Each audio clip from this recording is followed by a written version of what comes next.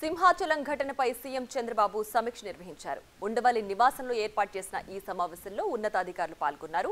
ఇప్పటికీ ప్రమాదంపై నివేదిక ఇచ్చేందుకు 3 అధికారులతో కమిటీ ఏర్పాటు చేశారు. ఆ కమిటీలో పురపాలక శాఖ ముఖ్య కార్యదర్శి Suresh Kumar, eagle chief AK Ravikrishna, irrigation శాఖ వెంకటేశ్వరరావును సభ్యులుగా చేర్చారు.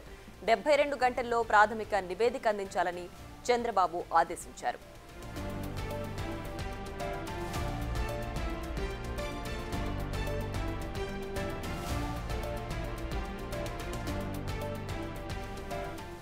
సింహాచలం ఘటనపై సీఎం చంద్రబాబు సమీక్ష నిర్వహించారు.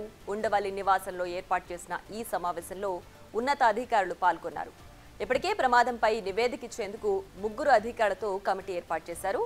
ఆ కమిటీలో పురపాలక శాఖ ముఖ్య కార్యదర్శి Suresh Kumar, eagle chief AK Ravikrishna, irrigation శాఖ వెంకటేశ్వరరావును సభ్యులుగా చేర్చారు.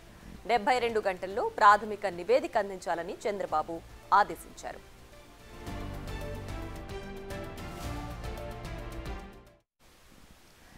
ఇదే అంశానికి సంబంధించి మరింత సమాచారం మా ప్రతినిధి శివ ఫోన్ లైన్ అందిస్తారు. శివ, చెప్పండి, ఇప్పటికే సింహాచలం చంద్రోత్సవం ఘటనకు సంబంధించి ఒక నివేదికను కూడా ఏర్పాటు చేశారు కదా, ప్రాథమిక నివేదిక ఇవ్వాలంటూ కూడా సీఎం ఆదేశించారు. ఏంటి దీనికి సంబంధించి పూర్తి డీటెయిల్స్?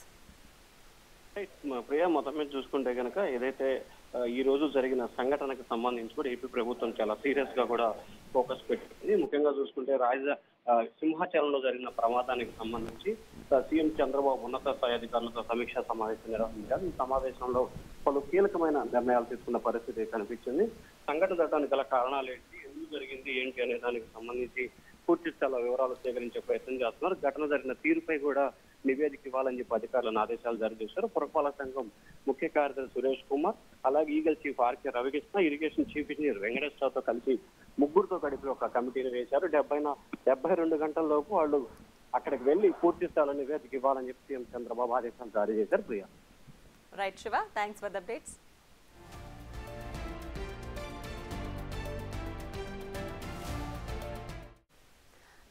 సింహాచలం ప్రమాదం ఘటనకు సంబంధించి కమిటీని ఏర్పాటు చేశారు. 3 సభ్యులతో కూడిన కమిటీ ఏర్పాటు చేశారు. దీనికి సంబంధించి ప్రాథమిక నివేదిక ఇవ్వాలని ఇప్పటికే సీఎం చంద్రబాబు ఆదేశించారు.